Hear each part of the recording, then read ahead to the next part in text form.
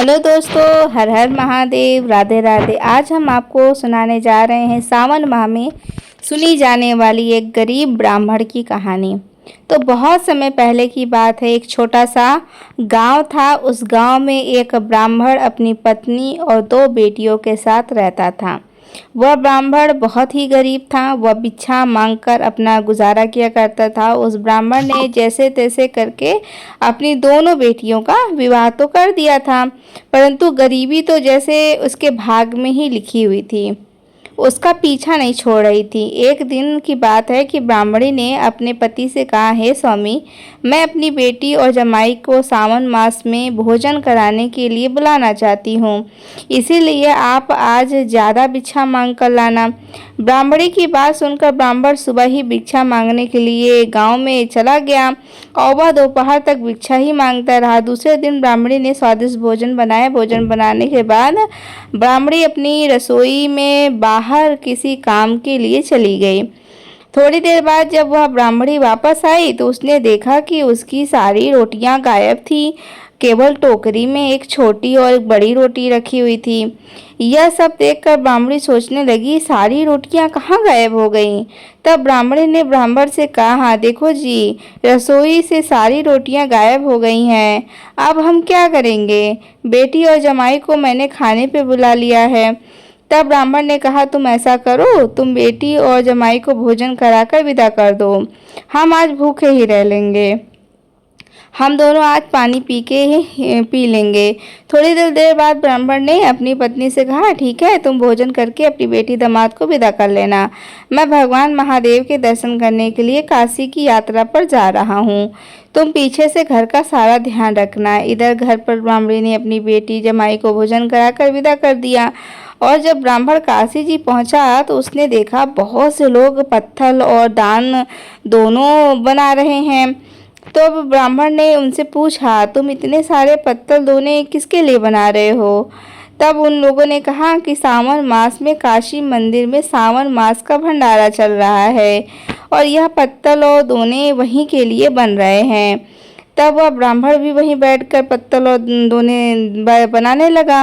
अब पत्तल और दोने बनाने के बाद वह भी भंडारे में पहुंच गया। उसने पहले भगवान के दर्शन किए, उसके बाद भोजन करने के लिए भंडारे में चला गया। अब ब्राह्मण ने 2 पत्तल मंगवाई। एक पत्तल का खाना उसने खुद खाया और दूसरे पत्तल का खाना एक मिट्टी में रखकर गांव जाने के वाले के एक औरत को यह कहकर पकड़ा दिया कि यह मटकी मेरी पत्नी को गांव में पकड़ा देना। और वह औरत रोज गांव से दूध लाकर काशी जी बेचने के लिए आया करती थी। उस औरत ने ब्राह्मण से कहा, मैं ज़रूर आपकी पत्नी को यह मटकी दे दूंगी। तब उस औरत कहा कि वह मटकी अपने सिर पर रख ली और गांव की ओर चल दी। अब जब वह औरत गांव की ओर जा रही थी तो आधे रास्ते में वो मटकी भारी हो गई।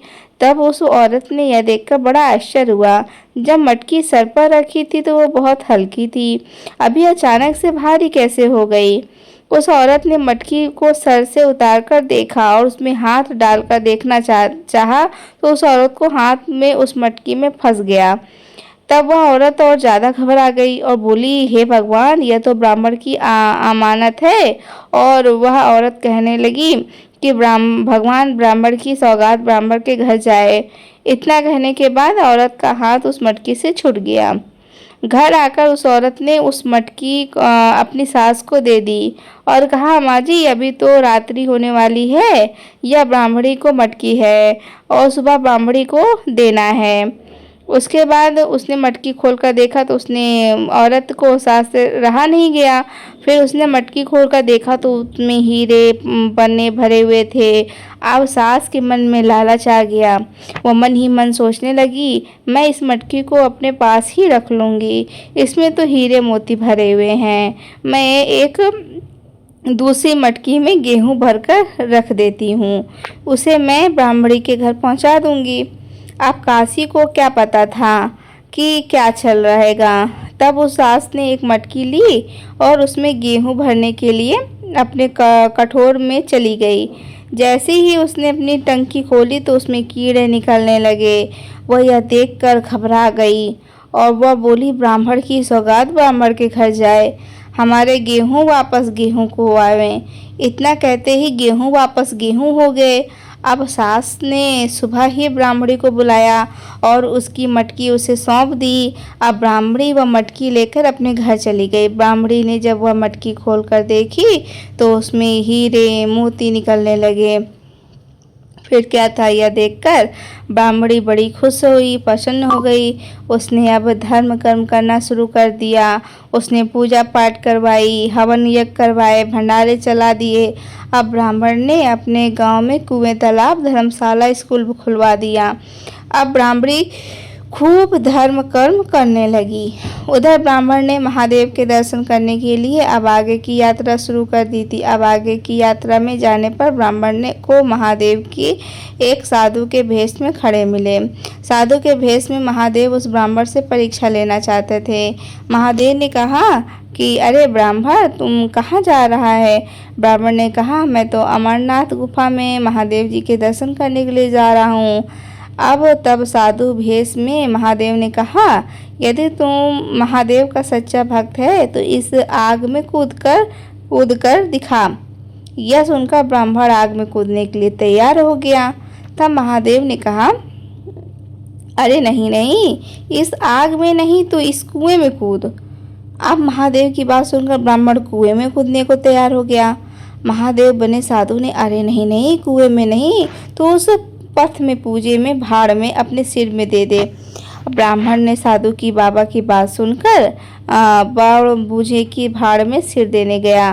अब साधु बने महादेव ने कहा, अरे नहीं नहीं ब्राह्मण, तो इस तलवार से अपनी गर्दन काट ले। अब ब्राह्मण तलवार लेकर गर्दन काटने लगा। साधु ने भेष में भगवान ने उसके हाथ से तलवार ले ली और बोले, तू तो सच में भगवान भोलेनाथ का सच्चा भक्त है, बहुत बड़ा भक्त है। चल ठीक है, तू मेरे साथ मेरे आश्रम में रह। उसके बाद ब्राह्मण साधु बाबा के साथ उसके आश्रम में चला गया। अब उस समय रात्रि होने वाली थी। साधु बने महादेव ने ब्राह्मण को आटा, दाल, चावल और थोड़ा सा सामान और देकर भोजन बनाने के लिए कहा। ब्राह्मण ने सबसे पहले चूल्हा जलाकर उस पर खिचड़ी चढ़ाई। फिर वह आटा गूंथने लगा। जैसे ही खिचड़ी में उबाल आया तो उसने पानी गिरने वाला लगा। ब्राह्मण की समझ में नहीं आया कि वह गिरते हुए पानी का क्या करे। तब ब्राह्मण उस पानी को पी गया और जिससे कि उसका मुंह जल गया। अब ब्राह्मण ने आज से पहले कभी रोटी सब्जी तो बनाई नहीं थी। उससे कुछ रोटी जल गई, कुछ रोटी बन गई। फिर उसने सब्जी बनाई। रोटी सब्जी बनाने के बाद ब्राह्मण ने एक थाली में रोटी सब्जी रखी और साधु बाबा के आगे ले जाकर रख दी और बोला, हे साधु महाराज, भोजन खाइए। साधु ने बने महादेव के कहा, ब्राह्मण, इस भोजन तुमने जूठा कर दिया है, इसलिए मैं अब इसे नहीं खाऊंगा। तब ब्राह्मण ने कहा, अब इतना सारा भोजन कौन खाएगा? पदु मैंने बन महादेव कहाँ हैं? अभी बहुत सारे यात्री इधर से निकलेंगे, तुम यह भोजन उन्हें खिला देना। ब्राह्मण ने आने वाले सभी यात्रियों को भोजन खिला दिया, लेकिन वह भोजन खत्म ही नहीं हो रहा था। तब ब्राह्मण समझ गया कि यह बाबा और कोई नहीं, यह तो स्वयं मेरे महादेव थे। तब ब्राह्मण साधु बाबा के चरणों में गिर गए और बोला, हे भगवान, आप मुझे दर्शन दीजिए। तब साधु ने भेष में भगवान महादेव ने ब्राह्मण को साक्षात दर्शन दिए। तब ब्राह्मण ने कहा, हे प्रभु, अब आप मुझे अमरनाथ की गुफा में भी दर्शन देना। भगवान ने कहा, पुत्र, जिस जगह में मैं खड़ा हूँ वहीं पर अमरनाथ की गुफा है, तुम इसमें कोई संदेह मत करो। तेरा जो भी वरदान है तुम मांग ले, मैं तुम्हें वरदान देना चाहता हूँ। तब ब्राह्मण बोला, हे प्रभु, आप तो सर्वज्ञ हैं, अंतर्यामी हैं, आप त्रिलोकी दासी हैं, आप सब कुछ जानते हैं। मैं बहुत गरीब हूँ, मैं रोज़ भिक्षा मांगकर लाता हूँ, लेकिन फिर भी मैं और अपनी पत्नी का पेट भर लेता हूँ। भोजन नहीं हो सकता तो मैं बड़ा ही दरिद्र हूँ। हे भगवान, आप मेरी गरीबी को दूर कर दीजिए। तब भगवान भोलेनाथ ब्राह्मण से कहा, पुत्र, तुम बड़े सावन मास में स्नान करो और हर सावन मास के सोमवार का व्रत करो। ऐसा करने से तुम्हारी सारी गरीबी दूर हो जाएगी। और साथ ही भगवान भोलेनाथ ने ब्राह्मण को एक बटोई दी। कहा, पुत्र, यह बटोई तुम अपने साथ ले जाओ। तुम इससे जो भी चीज़ मांगोगे इसमें बनकर आ जाएगी। ब्राह्मण यह सुनकर बड़ा ही प्रसन्न हो गया। अब वह बटोई को लेकर अपने घर की ओर चल दिया। रास्ते में उसे एक तालाब भी दिखाई दिया। ब्राह्मण तालाब में पानी पीने के लिए उतरा। जैसे ही उतरा, उसे पानी पीने के लिए तालाब में हाथ डाला तो उसके हाथ में एक बेलपत्र आ गया। उस बेलपत्र को देखते ही ब्राह्मणों को सावन मास के सोमवार की याद आ गई। उस दिन पहला सोमवार मास का सोमवार था। उसने वहीं बैठकर मिट्टी पर अंगूठे का आकार जितना शिवलिंग बनाया और पूजा की। फिर वह सोचने लगा, अब मैं सावन मास की कथा किसे सुनाऊं? वह इधर उधर देखने लगा। तभी उसे खेत में काम करता हुआ एक किसान दिखाई दिया। अब ब्राह्मण उसके पास आ गया और बोला, अरे भाई, मेरा आज सावन मास सोमवार का व्रत है, क्या तुम मेरी कहानी सुनोगे? तब वह किसान बोला, अरे भैया, जब तक तुम्हारी कहानी सुनूंगा तब तक तो मैं अपना सारा खेत का काम कर लूँगा। अपनी फसल बहुत सारा काम हो जाएगा, मेरी फसल भी पक्की हो जाएगी। तू जा, अपनी कहानी किसी और को सुना दे। यह सुनकर ब्राह्मण दुखी हो गया और वह वापस मुड़ गया। जैसे ही ब्राह्मण आगे चलने लगा, उधर उस किसान के खेत में आग लग गई। तब किसान समझ गया कि यह सब कुछ उस ब्राह्मण की कहानी न सुनने के दोष के कारण हुआ है। अब वह किसान उसी समय भागा भागा उस ब्राह्मण के पास आया और बोला, अरे भाई, तुम्हारे सावन मास की सोमवार की कहानी सुनना चाहता हूँ। ब्राह्मण ने फिर वहीं बैठकर उस किसान को सावन महीने की सोमवार की कहानी सुनाई। जैसे ही कहानी पूरी हुई, किसान के खेत में लगी हुई आग बुझ गई। उसकी फसल को कोई नुकसान नहीं हुआ। उसके बाद ब्राह्मण घर की ओर आगे चल दिया। चलते चलते सावन मास का दूसरा सोमवार आ गया। उसने फिर दूसरे सोमवार का व्रत किया और निश्चय किया। पहले वह तालाब में स्नान करने गया। स्नान करने के बाद उसने मिट्टी के अंगूठे के आकार का बराबर का शिवलिंग बनाया और पूजा करी। पूजा करने के बाद उसकी कहानी सुनने वाला वहाँ से कोई नहीं दिखाई दिया। तभी वह ब्राह्मण की नज़र एक भेड़ बकरियाँ चराने वाले गड़रिया पे पड़ गई और उसे वह गड़रिया दिखाई दिया। तब ब्राह्मण उस गड़रिया के पास गया और बोला, अरे भाई, आज मेरा सावन मास के दूसरे सोमवार का व्रत है। क्या तुम मेरे सावन मास की व्रत को महादेव की कहानी सुन लोगे? मेरे सोमवार व्रत की कहानी सुन लोगे भैया? तो गड़रिया ने ब्राह्मण की बात सुनकर मना कर दिया। उसने कहा, वह कहानी नहीं सुनेगा। ब्राह्मण यह सुनकर बड़ा दुखी हुआ। अब दुखी होकर वह वापस मुड़ा। जैसे ही ब्राह्मण मुड़ा, गड़रिया की सभी बकरियां बेहोश हो गई और गिरने लगी। अब यह देखकर गड़रिया घबरा गया। वह घबराता हुआ भागा भागा ब्राह्मण के पास आया और बोला, अरे भैया, मैं तुम्हारे सावन मास की कहानी सुनना चाहता हूँ। ब्राह्मण ने वहीं बैठकर उस गड़रिया को सावन मास के सोमवार की कहानी सुनाई। जैसे ही यह कहानी पूरी हो गई, उस गड़रिया की बकरियां फिर से खड़ी हो गई और चारा चरने लगी। उसके बाद ब्राह्मण वापस घर की ओर चल दिया। चलते चलते उसे एक गांव मिला। उस गांव में ब्राह्मण की दोनों बेटियों की शादी हुई। यानी कि उस गांव में ब्राह्मण की दोनों बेटियों की ससुराल थी। ब्राह्मण की दो बेटियां थीं। बड़ी बेटी अमीर घर में ब्याही थी और छोटी बेटी गरीब घर की शादी हुई थी। ब्राह्मण पहले अपनी अमीर बेटी के पास गया और उससे कहा, बेटी, आज मेरा सावन मास के तीसरे सोमवार का व्रत है, तो मेरी कहानी सुन लो। लेकिन अमीर बेटी ने कहा, अपने बाप की कहानी सुनने से मना कर दिया और बोली, पिताजी, मेरे पास आपकी कहानी सुनने का समय नहीं है। यह सुनकर ब्राह्मण बहुत दुखी हुआ और दुखी होकर अपनी दूसरी बेटी की, जो गरीब थी, उसके घर गया। छोटी बेटी की जब घर ब्राह्मण पहुंचा तो वह दरवाजे पर खड़ी थी, क्योंकि उसने बड़ी बेटी के घर से निकलते हुए अपने पिताजी को देख लिया था। अब जब बड़ी बेटी के घर से ब्राह्मण निकला तो बड़ी बेटी के घर में आग लग गई। वह घर में जितना भी धन था चोर चुरा ले गए। अब जब ब्राह्मण को इस बात का पता लगा तो वह बहुत दुखी हुआ। इधर ब्राह्मण ने अपनी छोटी बेटी से कहा, बेटी, आज मेरे सावन मास की तीसरे सोमवार का व्रत है, तू मेरी कहानी सुन ले। छोटी बेटी अपने पिताजी से मिलकर बहुत खुश हुई और उनका आदर सत्कार किया। उसने कहा, पिताजी मैं पूजन की सामग्री लेकर आती हूँ। छोटी बेटी पूजन की सामग्री लेकर आई। ब्राह्मण ने वहीं बैठकर शिवलिंग की पूजा करी और सावन मास के सोमवार की कहानी छोटी बेटी को सुनाई। जैसे यह कहानी खत्म हुई, छोटी बेटी का घर अन्न धन भंडार से भर गया। छोटी बेटी ने इसका राज अपने पिताजी से पूछा। तब ब्राह्मण ने कहा, अपनी छोटी बेटी से कहा, बेटी यह सब कुछ सावन मास के सोमवार व्रत की कहानी सुनने का पुण्य प्राप्त हुआ है।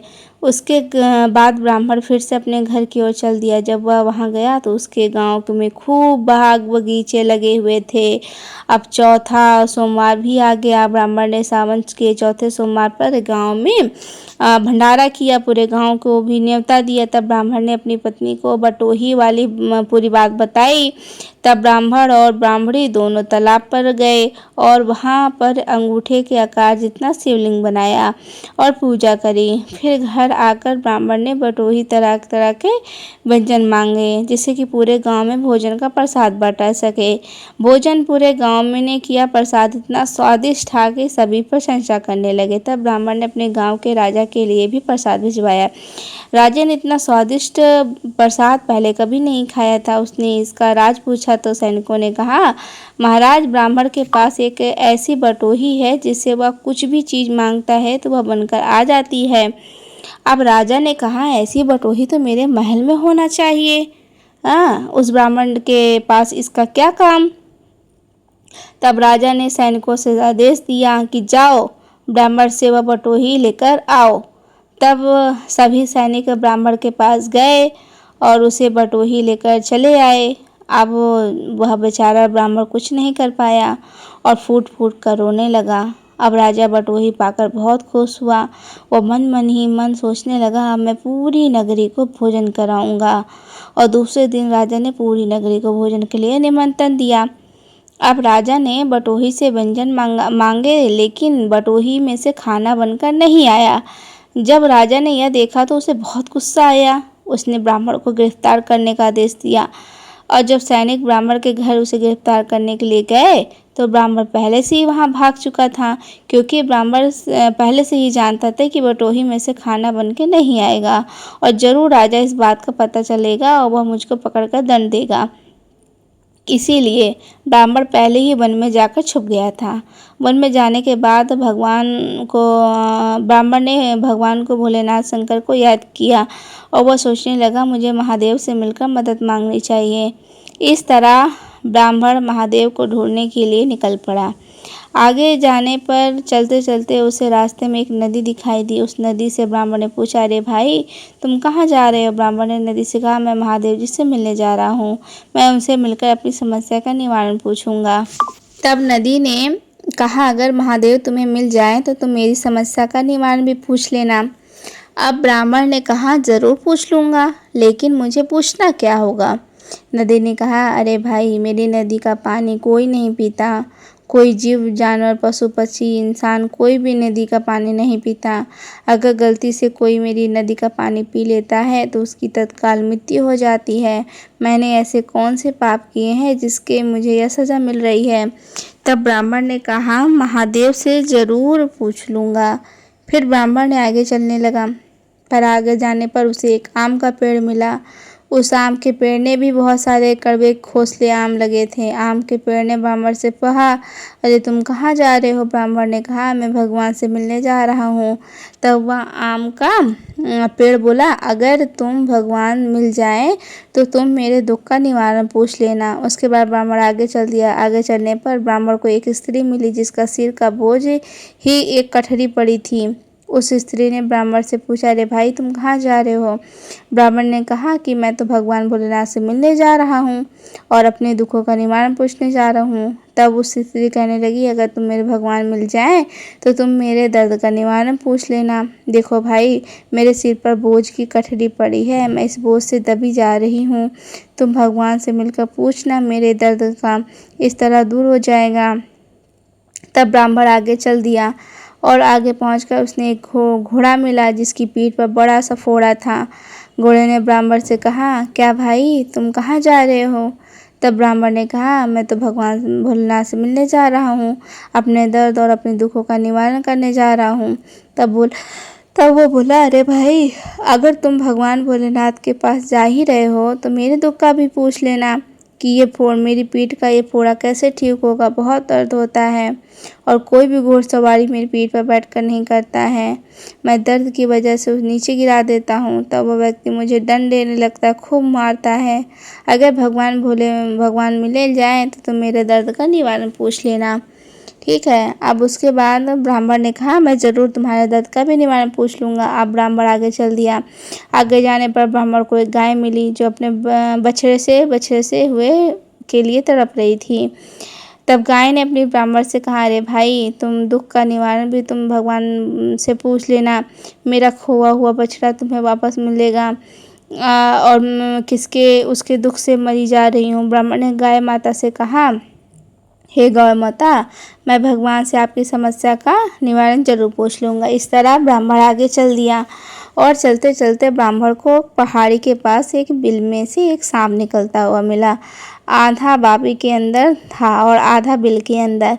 अब वो सांप ने ब्राह्मण से कहा, अरे भाई, तुम कहाँ जा रहे हो। तब ब्राह्मण बोला, मैं भगवान से मिलने जा रहा हूँ और वह भी मिल जाएंगे तो आप दुख का निवारण पूछ लेना। तब वह सांप बोला, अरे भाई, तुम मेरे दुख का भी निवारण पूछ लेना। उसने पूछा, मैं अंधा हूँ, आधा बिल में फंसा हूँ और आधा अंदर हूँ, आधा बाहर हूँ, मुझे कब मुक्ति मिलेगी। मैं बहुत ही बुजुर्ग हो गया हूँ, मैं 100 साल का हूँ, मैं मुक्ति चाहता हूँ। देखो, मैं चल भी नहीं सकता, बिल से बाहर निकल सकता हूँ, ना बिल के अंदर शिकार कर सकता हूँ। तब ब्राह्मण सांप से बोला, सर्प देवता, भगवान से मैं आपके दुख का भी निवारण पूछ लूँगा। फिर ब्राह्मण आगे चल दिया। आगे उसे एक अमीर सेठ मिला। सेठ ने ब्राह्मण से कहा, अरे भैया, तुम कहाँ जा रहे हो। ब्राह्मण ने कहा, मैं अमरनाथ गुफा में भगवान महादेव के दर्शन करने के लिए जा रहा हूँ। तब सेठ ने कहा, अरे भैया, अगर भगवान मिल जाए तो तुम मेरी समस्या का भी निवारण पूछ लेना। मैं मकान की छत डलवा रहा हूँ और जब भी मकान की छत डलवाता हूँ पूरा मकान भर भरा के गिर जाता है और मेरा मकान पूरा बन ही नहीं पा रहा है। मैं ऐसे क्या कसूर कर दिया है, मेरा मकान पूरा बन ही नहीं पा रहा है। ब्राह्मण ने कहा, मैं ज़रूर महादेव से आपके दुख का निवारण पूछ लूँगा। अब ब्राह्मण फिर आगे चल दिया। तब उसे एक पीपल के पेड़ के नीचे एक साधु महात्मा जी बैठे हुए मिले। साधु महात्मा ने ब्राह्मण से पूछा, अरे भाई, तुम कहाँ जा रहे हो। ब्राह्मण ने कहा, मैं तो भगवान भोलेनाथ से मिलने के लिए जा रहा हूँ। तभी भगवान ने उसे साक्षात दर्शन दिए और ब्राह्मण भगवान भोलेनाथ के चरणों में गिर पड़ा और रोने लगा। अरे बोला, भोलेनाथ भगवान, आपने मुझे जो बटोही दी थी ना, वो मेरे से राजा ने छीन ली है और मेरी बेटी का सारा धन चुरा कर ले गए। उसके घर में आग लग गई है। हे भगवान, मेरे दुख को दूर कीजिए। भगवान ने ब्राह्मण से कहा, अरे पुत्र, वापस अपने घर जा, राजा खुद तुझे बटोही वापस करने आएगा और अपनी गलती की क्षमा मांगेगा। जो बड़ी बेटी है ना, उसे सावन मास के सोमवार की कहानी सुना देना, सब ठीक हो जाएगा। तब ब्राह्मण ने रास्ते में मिले हुए सभी दुखों के दुख का निवारण पूछा। सबसे पहले ब्राह्मण के नदी के बारे में पूछा तो भगवान भोलेनाथ ने नदी के पूर्व जन्म के बारे में बताया कि ये दौरानी जेठानी थी और वो आपस में लड़ाई किया करती थी, इसलिए इस जन्म में भी वह खरी नदी बन गई हैं। पुत्र, तुम इस नदी में पानी पी लेना तो उस नदी का पानी अमृत के समान मीठा हो जाएगा। फिर ब्राह्मण ने आगे आम के पेड़ के सड़े हुए गले हुए कोसले के आम के बारे में पूछा। तब भगवान ने कहा कि यह आम का पेड़ भी पूर्व जन्म के कर्मों से फल भोग रहा है कि यह आम का पेड़ पूर्व जन्म में एक घनी सेठ था और यह किसी भी की मदद नहीं करता था, इसीलिए इस जन्म में यह आम का पेड़ बन रहा है और इसके पेड़ में कड़वे और खोसले फल लगा रहे हैं। पुत्र, तुम उस आम के पेड़ से एक आम तोड़कर खा लेना, उसका पेड़ का जो भी फल है वो मिश्री के समान फल हो जाएगा। फिर ब्राह्मण ने उस स्त्री की समस्या का भी पूछा। तब भगवान भोलेनाथ बोले, हे पुत्र, वह स्त्री भी अपने पूर्व जन्म के कर्मों का फल भोग रही है। पूर्व जन्म में वह खुद गर्म रोटी खाती थी और अपनी सास और ननद को ठंडी रोटी खाने को दिया देती थी, इसीलिए उसके सिर पर यह थोड़ा सा यह बोझ पड़ा है। पुत्र, तुम इसकी गठरी को हाथ लगा देना, उसका बोझ अपने आप हल्का हो जाएगा। फिर ऐसे ही सारे मतलब सभी जिनका था सबके बारे में पूछा। तब भगवान भोलेनाथ ने कहा, यह सर्प भी पूर्व जन्म के पापों का फल ही भोग रहा है। यह पूर्व जन्म में एक मुनीम था और यह लोगों की ज़मीन पर और गहने पर पैसे उधार दिया करता था। इस तरह इसने कई लोगों के गहने और ज़मीन हड़प ली थी और यह उसी का है, उसी की सज़ा भोग रहा है। इस तरीके से उस ब्राह्मण ने सारी चीज़ें बताई। अब उन सब समस्या का निवारण किया। इस तरह सबके दुखों का निवारण करता हुआ ब्राह्मण अपने गांव की ओर चल दिया और उसी रात्रि को महादेव ने उस गांव के जो है ब्राह्मण को बटोही दी और तुम सुबह होते ही वापस जा, क्योंकि वह बटोही मैंने उसे दे दी थी और वह मेरा परम भक्त है। हर साल सावन मास में स्नान करता है और सावन मास के हर सोमवार का व्रत करता है। अगर तुमने उस बटोही को वापस नहीं दी तो मैं तुम्हारा सर्वनाश कर दूंगा, तुम्हारे राज को भी सुख वैभव से नष्ट कर दूंगा। सुबह होते ही राजा ने अपने सपने वाली बात पत्नी को बताई तो राजा की रानी ने कहा, आप ब्राह्मण को उसकी बटोही वापस कर दीजिए, उसे तो सावन मास के स्नान और सावन मास के सोमवार व्रत का फल मिला है, तो महादेव ने उसे दे दिया है। अब उसकी बटोही को वापस कर दिया। तब राजा ने सिपाहियों से भेजकर उसकी बटोही वापस कर दी और साथ ही 100 स्वर्ण मुद्राएं भी दी और अपनी गलती की क्षमा याचना की। इस तरह पूरा सावन बीत चुका था। ब्राह्मण पूरे सावन मास का स्नान किया और सावन मास में 4 सोमवार व्रत किए। ब्राह्मण ने सावन मास के व्रत और स्नान पूरे सावन मास में सोमवार का व्रत किया और उसके बाद उद्यापन किया। तो ये कहानी दोस्तों आपको कैसी लगी? अगर कहानी पसंद आई होगी तो कमेंट सेक्शन में हर हर महादेव ज़रूर लिखिएगा और चैनल पर पहली बार आए होंगे तो चैनल को सब्सक्राइब कर लीजिएगा, वीडियो को लाइक कर दीजिएगा। राधे राधे दोस्तों, हर हर महादेव।